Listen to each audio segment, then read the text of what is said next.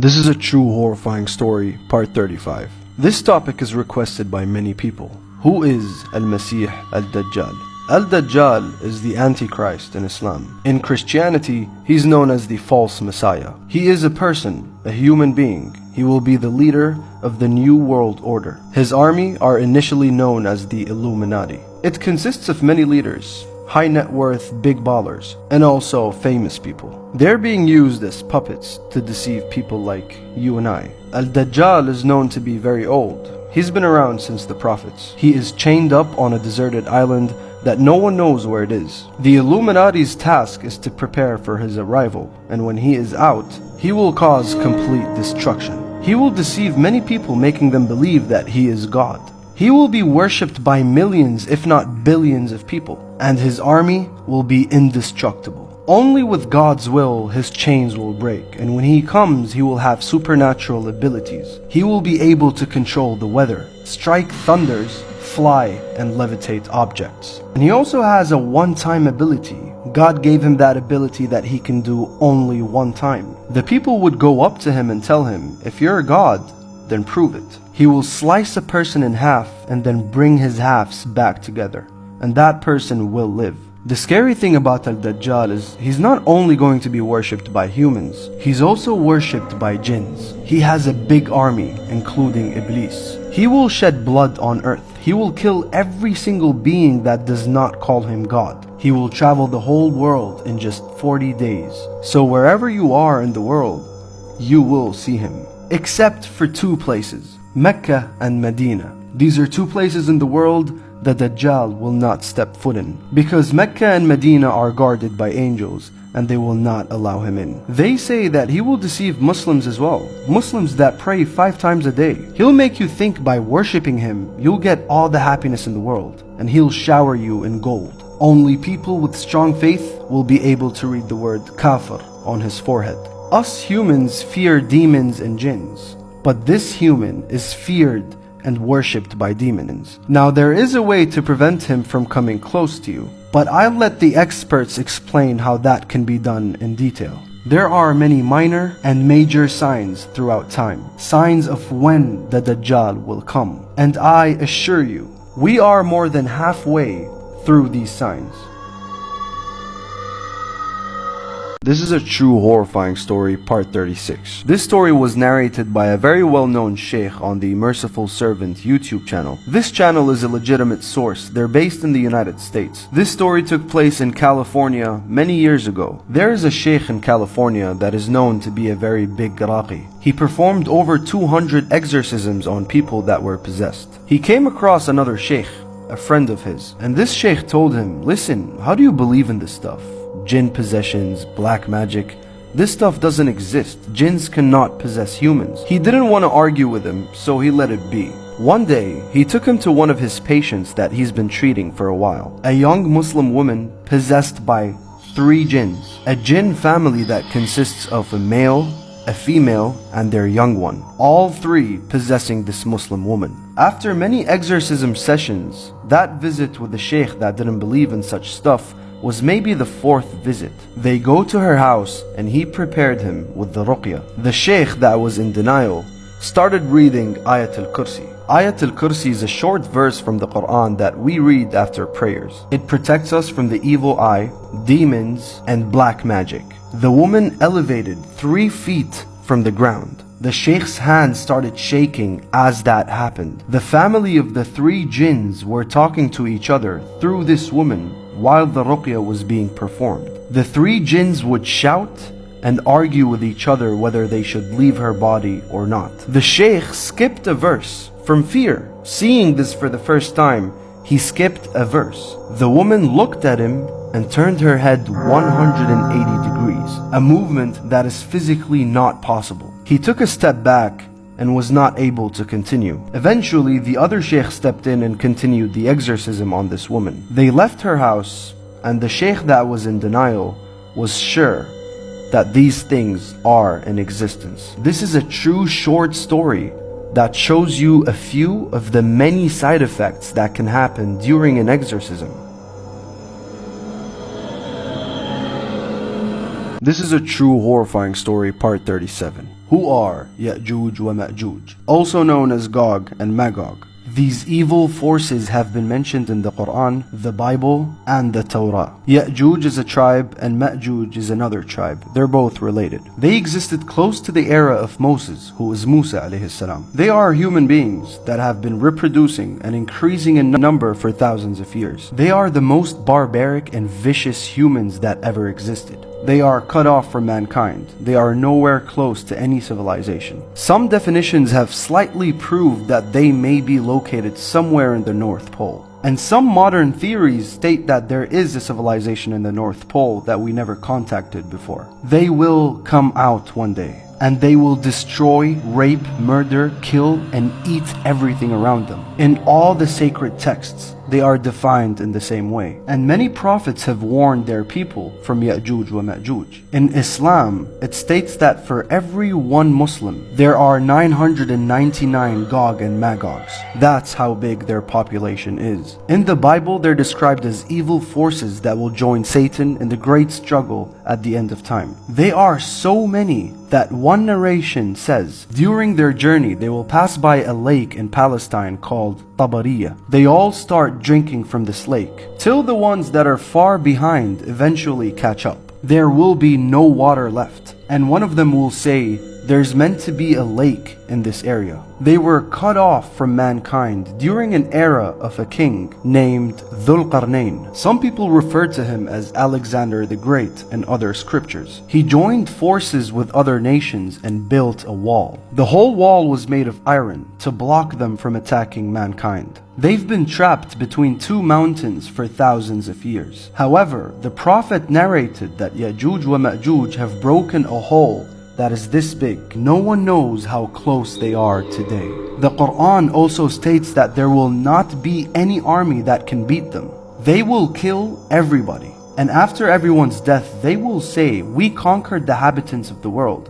It's time to kill the inhabitants of the sky. They're talking about angels here. They will point their arrows to the sky and shoot. You don't have to be Muslim to believe what I'm saying. All sacred texts, all religions, have warned people about Ya'juj wa Ma'juj. The day they come out is a curse for every human being that will be alive. This is a true horrifying story of a person who visited Al-Qasimi Palace in Ras Al Khaimah, the United Arab Emirates. This story happened in 2004. Al-Qasimi Palace is known to be the most haunted place in the UAE. I already covered a story about this palace in my Horrifying Stories Part 4. Please check it out when you can. Sahar, a 20-year-old girl back then, she visited the UAE for the first time. She had a group of friends and one of them was Ahmed. Ahmed today is married to Sahar, but back then they were very good friends. They were a big group of friends. One day, they all decided to visit Al-Qasimi Palace. It was around 9 p.m. when they decided to go. Now, back in 2004, the palace was way more dangerous to visit than it is now. The palace was recently opened for tourists after the religious cleansing was done. Sahar and her friends reached the palace. The caretaker at the palace did not allow them in at first. After minutes of trying, he agreed, and he told them that whatever happens inside is not his responsibility. And he told them to walk up the driveway and keep the cars outside. They started walking. And as they were walking towards the gate of the palace, Ahmed grabs Sahar's arm and he says, I don't think this is a good idea. They all agreed not to go inside and they cancelled the whole thing. Now put in mind, they are still outside. Sahar wanted some sort of memento, so she grabbed a stone from the driveway to keep it as a memory. As she picks up the stone, she heard giggles and her name being called from the roof of the palace. She immediately drops the stone and keeps walking. They all hopped in the car and she pointed at the house from a distance and she said, I thought you said there's no electricity here. Why is one of the lights turned on? As they all turned to look, the lights were already switched off. Ever since that night, Sahar was suffering every single night. Whatever she did outside that house, whoever she disturbed, and even though she did not go inside, She was the only one that was tortured by jinns for 6 years of her life. She would regularly wake up with scars and bruises on her body. She would have terrible nightmares, and she would be physically grabbed by unseen beings. All of this is because of her visit to that palace. In 2010, all of this has stopped. But just imagine what would have happened in 2004 if Sahar went inside the palace.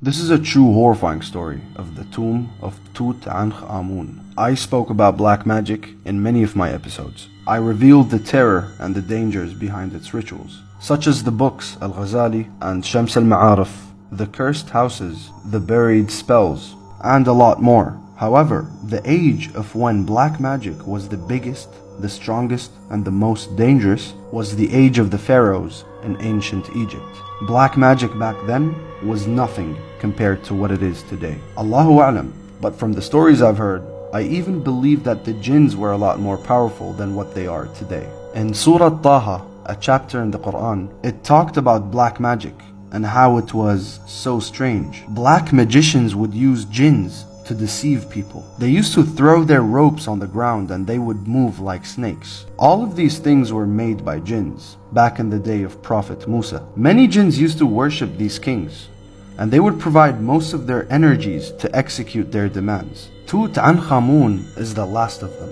He was the last pharaoh of the royal family at the end of the 18th dynasty. These kings were worshipped by jinns, and when they died, their tombs were still protected by jinns. Many people have died trying to open their tombs years after their death. And the reason behind it is these tombs are guarded by black magic. If you go near an untouched tomb from ancient Egypt, you will most probably die before cracking it open. During the grand opening of Tutankhamun's tomb, 13 people have died soon after the ceremony. The archaeologist Howard Carter was the lucky one that opened his tomb. But of course, he died as well a few years after that. Now, Tutankhamun died more than 3,000 years ago. A lot of people try to open that tomb is because it carried a lot of treasure. The tomb itself was made of gold, and we have reports of people that died only from the 20th century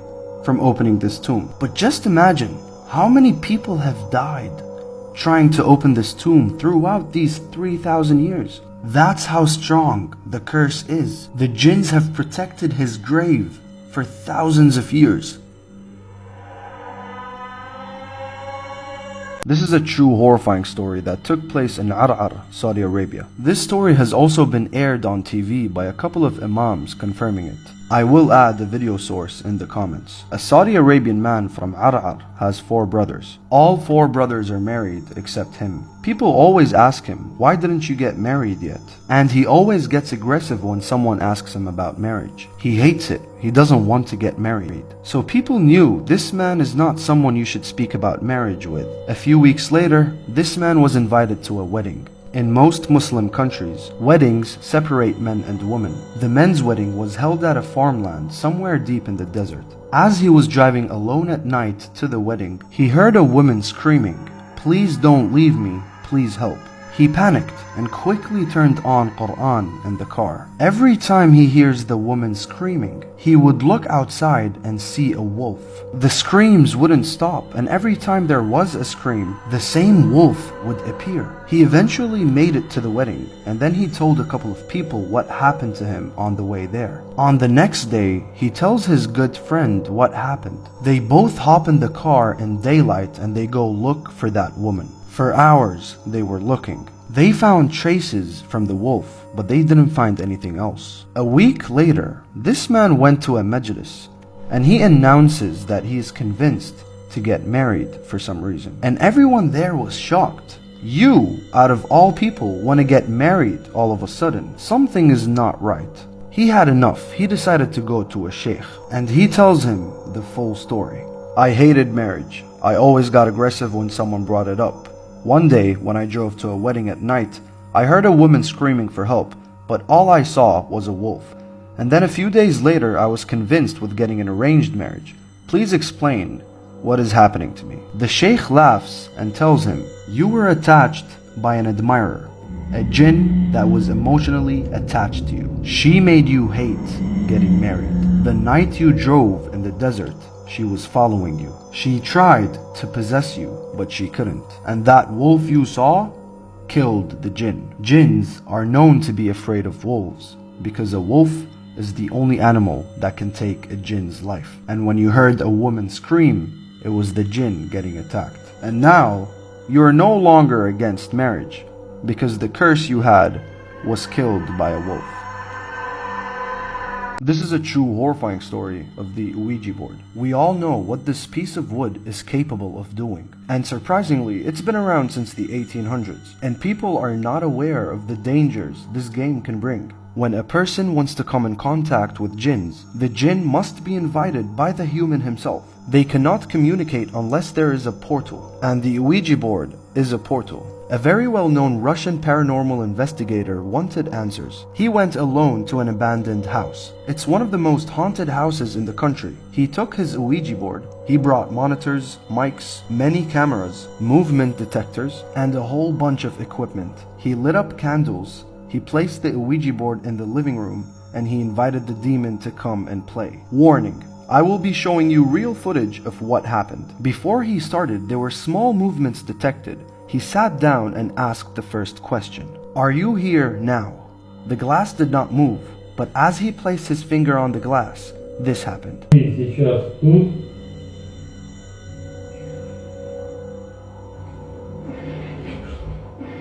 He kept asking questions such as, was it you who moved the glass? Yes. Can you tell me your name? No. As the glass was still on top of no, he asked, so you won't tell me your name? And this happened.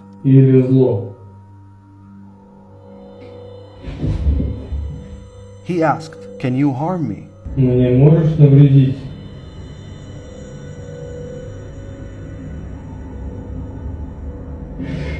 He asked again, do you wish me harm?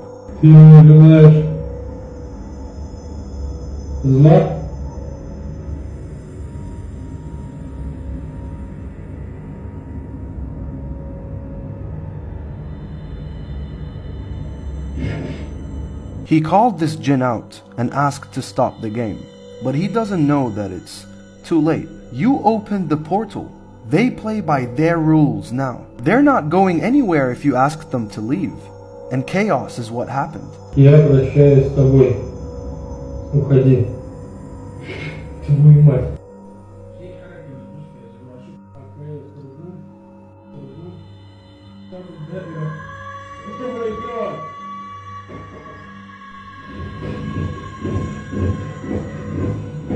This is real. Playing this game can kill you. You don't choose what jinn you play with. If you invite them in, they might stick around forever. Stay away from this board. This is a true horrifying story of the woman who converted to Islam. This story happened 6 months ago in January 2022. A Christian Colombian woman in her 30s lived in Colombia her whole life. She was a major sinner, but she was always intrigued about Islam. She always used to see Muslims praying, and she gets amazed with how spiritual it seems. Then she started reading more about Islam. Coincidentally, she got a job offer in Dubai, and she moved to the UAE in early 2022. She met with many sheikhs, and she asked the locals many questions about the religion. Then she learned more throughout her visit. One day, in January 2022, she went inside a mosque in Dubai to pray for the first time. And she felt a heartwarming, comforting feeling as she stepped inside the mosque. And that was the night she said, tomorrow I will take my shahada. That night, she goes home. She felt a sense of fear that cannot be explained. She was very scared for no reason, and she was very uncomfortable in her apartment. She read her Christian prayers for the last time before going to bed. She shut her eyes, and a few hours deep in her sleep, she felt something hit her head, and it immediately rushed her up. Her heart started racing immensely. It is dark in her room. She can't really see anything. Suddenly, something drags her from her feet, almost falling off the bed. This thing locked in her whole body and whispered in her ear, "Don't you dare convert to Islam. This religion is bad for you. Islam is evil. Whatever she thought that thing was, it was projecting different faces of her family members while it was talking. And then it let her go. And she realized that what happened was not a dream. This was a jinn. Definitely a shaitan. It could have been her qareen. No one knows. The fact that it tried to deceive her was proof that her taking the shahada was very necessary. The thing that pisses them off the most is when you get closer to God. She was haunted by that same jinn for a while. Of course, until she memorized the adhkar. Jinns feed off of your sins. The more bad you do, the more they like you. But the more good you do, the more they starve. This is a true horrifying story, part 38. Some of you may find this very scary, but I honestly cracked up for the first time hearing a jinn story like this. This story took place in Qatar in the year 2004-2005. Now I cannot use the real names of these people, so I'm just going to introduce them as Ahmed and Abdullah. Now Ahmed is the person that told me this story. He's a 65-year-old ex-military Qatari man. He's best friends with Abdullah ever since they were recruited in the military at the age of 18. Till this very day, both being in their 60s. Back in 2004-2005, they were both in their 40s, high-ranked in the military. Now Abdullah's father passed away, Allah yarhamah, a couple of years after the story happened. Abdullah's father was an old man that dealt and cooperated with jinns. But he never hurt people, nor did black magic or anything like that. He just dealt with them for his own benefit or his own pleasure. One day, Ahmed and Abdullah were out cruising on a day off late at night in the winter. They picked up some tea and cigarettes and they parked in a deserted old parking lot. Ahmed notices a creepy black cat just chilling next to some bushes. And this cat was just staring at them the whole time they were outside drinking tea. He tells Abdullah and he points at the cat. Abdullah puts a smirk on his face. He goes to the back of the car and pulls out a loaded double-barrel shotgun. He takes 2 shots at the cat, but apparently he misses. The cat just scampered away. 20 minutes. Just 20 minutes later, they both hop in the car and Abdullah gets an international call on his mobile. He picks up and it's his father speaking. His father called from London. He was at London at the time. Abdullah, what the heck have you done? What did I do? What the heck have you done? Yuba, what have I done? He says, the individuals that I'm friends with told me that you tried to kill one of their sons. You almost killed a jinn. And they told me to warn you, because the next time you try harming any of them again, they will take your life. He freaked out. He knows his father's little secret that he does with the jinns. The cat was a jinn. Took them minutes to pass the message from the Middle East to London. And surprisingly, they let it slip. This is for real. Don't mess with stray animals, especially at night. This is a true horrifying story, part 39. The birth of Satan, Iblis. In other sacred texts, he's known as Lucifer. Non-Muslims refer to him as a fallen angel, but Muslims believe that he was never an angel. Angels are made from nur. Iblis was made from fire. Therefore, he is a jinn. He is the biggest jinn, the strongest jinn. And God had so much love for Iblis that he lifted him and he was valued amongst the angels. And then Adam was created, the first human being. Iblis was jealous. God ordered all beings to do sajda for Adam. Out of all beings, Iblis was the only one that refused. And he said, I was made from fire. This being was made from dirt.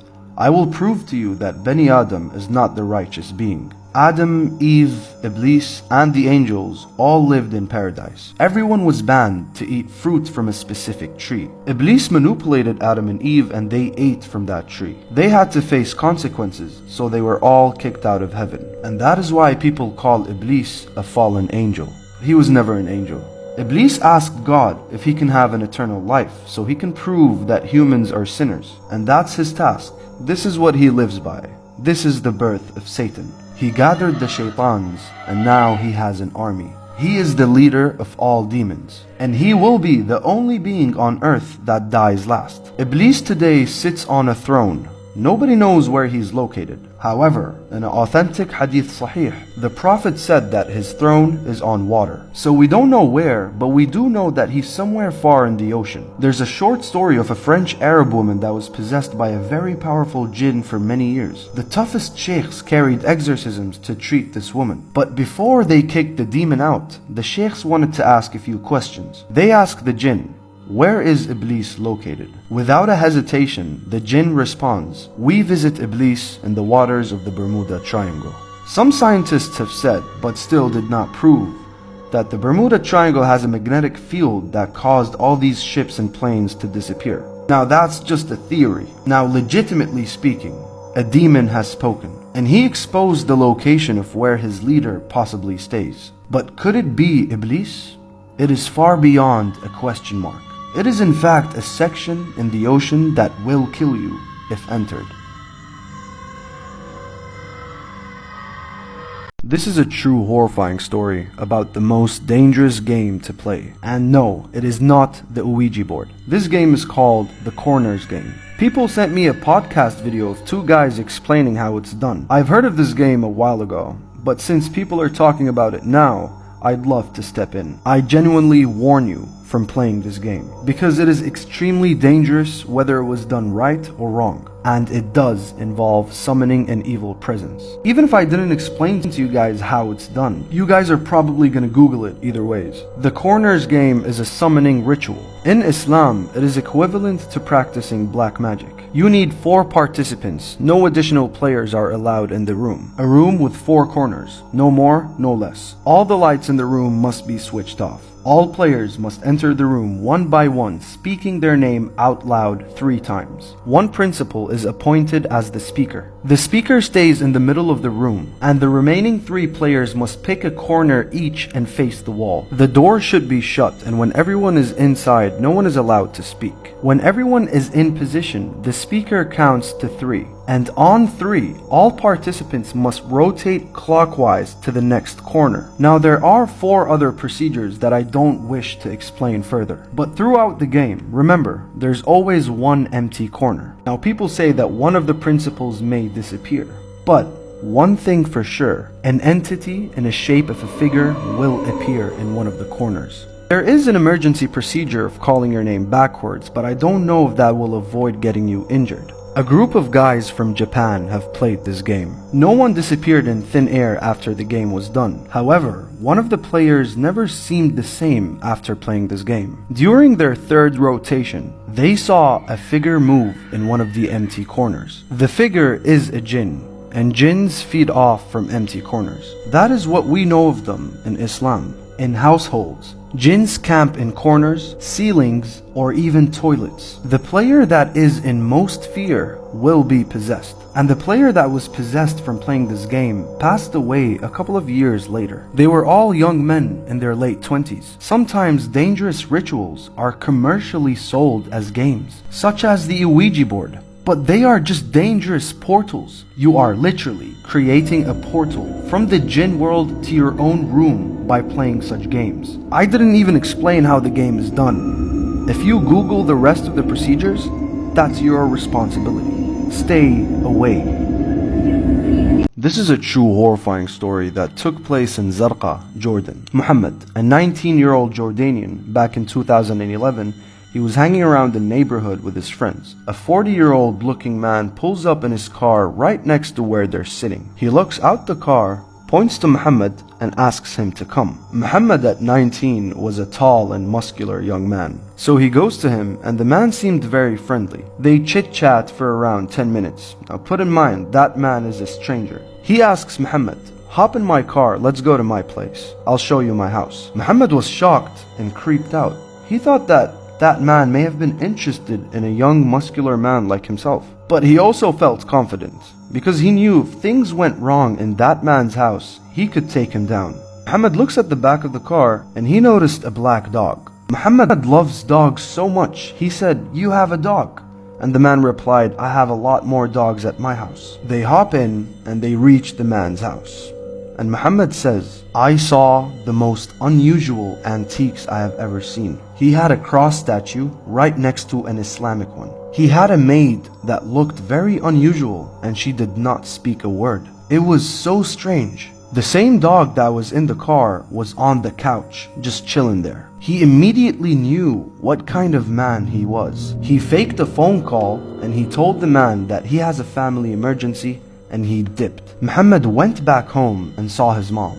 He told her everything and she did not take it easy. She was so furious that this happened to her son. She grabbed a small bottle of water and she forced Muhammad to take her back to that same house. They reach outside the gates and she asks Muhammad to open the door. At this point, it's pretty much impossible to control a mother that's furious about her children being in danger. She walks in, she sees the dog and the maid. She sprays the water she had in the man's house. The dog and the maid vanish. The old man starts screaming his lungs out. Please, please, I will not come anywhere close to your son again. Please stop. She leaves with Muhammad and in the car she tells him, that man is a sahir, a black magician. The black dog is a ashiq of yours. She's been wanting you for a while. She couldn't come inside the house because our house is blessed. The black dog was a jinn and the maid was a jinn.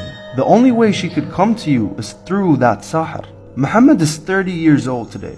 He lived in Europe, he lived in Jordan, he lived in Dubai, and in every country he's been to, he still sees that same black dog watching him from a distance. This is a true horrifying story which covers more about the Dajjal. For those who don't know who the Dajjal is, please refer to part 35 for a detailed explanation. A summary of part 35, Dajjal is a human being. He either lived for more than 1,000 years or he will be born one day. In other religions, he is known as the Antichrist, the false Messiah. The Dajjal is a master deceiver. He will make people think he's God. In Judaism, the false Messiah that is yet to come is believed to be the real Christ. Most of mankind will be deceived thinking he is God. Most of mankind will be his followers. They are unbeatable. In many ahadiths, the Prophet said that the Dajjal will have supernatural abilities. But back then, they might have been supernatural. But with today's technology, these abilities are very doable. In one narration, it's said that the Dajjal will cloud up the sky and pour rain. Another one says the Dajjal will be riding on something that flies. These narrations were said 1,400 years ago. Both of these abilities with modern technology are possible. So we don't really know if the Dajjal has legitimate power or if he'll be using modern technology to deceive people. When the Dajjal is out, he will force people to worship him. And if you refuse, your money, your income, and your food will be taken. But how can this be? How can the Dajjal empty my bank account? You're thinking, no one has access to our money, right? But this is the thing. There is a new global integration that was discussed among political leaders and big firms. A global blockchain integration was announced, a new invention for money. All the money sometime in the future will be purely digital. No more banknotes, no more cash. Every single transaction will be traced. And all governments will use the same integrated system that has access over everyone's money. Now, this technology may sound good, but it also may be very bad. Because with a click of a button, boom, all your money can be taken away. This is far beyond creepy. Because when the Prophet spoke about this ability, where the Dajjal can make your money vanish, the Sahabas couldn't comprehend it. But thinking about it now, while we are in the future, it all makes sense. The Dajjal is very, very close. All the major signs of his arrival have happened. The technological abilities, the fasad, the new world order. He is coming, and only one person can save us. This is a true horrifying story, part 43. I know I've been gone for a few days, but I came to Germany for a quick holiday. This is more on the Bermuda Triangle, one of the strangest, most horrifying places on earth. In part 39, I spoke about how the throne of Iblis may be on the Bermuda Triangle. Let's forget about Iblis now. The news have stated that 50 ships and 20 airplanes have disappeared in the Bermuda Triangle. But how is it defined by scientists? Some scientists have said that it is common for big natural storms to hit that side of the ocean. Therefore, the ships and the planes were destroyed from these storms. And others say that there might be a magnetic force under the water which may attract many compounds. A pilot by the name Bruce Gernon flew over the Bermuda Triangle on December 1970. Bruce was flying through a big cloud, and the instruments in the plane stopped functioning properly. 30 minutes later, Bruce flew through another cloud, and he realized that this cloud was the same cloud he went through 30 minutes ago. The clouds started to tunnel around the plane, and then minutes later, he made it through. But not just made it through. He arrived at his destination being 2 hours early. The time span above the triangle was supposed to be a flight of 2 hours, but apparently it took this pilot 2 minutes to cross over. Now in Islam, in a couple of ahadith sahihah, the Prophet said that Iblis, who is known as Lucifer, is on water. His throne is on water. There's also another recording of a pilot that also flew over the triangle, and before this pilot disappeared, he tried explaining what he was seeing, but it was too late. On the radio, he said that he was flying through black smoke.